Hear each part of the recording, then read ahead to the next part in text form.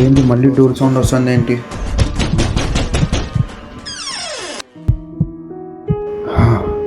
నువ్వా? ఏం రా అలా ఉన్నావు? ఊరికి పోలేదురా నువ్వు? లేదురా, కొంచెం పని ఉంటే వచ్చిన. తినడానికి ఏముందబ్బా? ఆహా, అన్నము, గుడ్డుకూర. రే ఏంట్రా డైరీ? డైరీ కాదురా, చిత్రకు సంబంధించిన బుక్. బుక్క? అయినా నీకే కడతారా ఈ బుక్?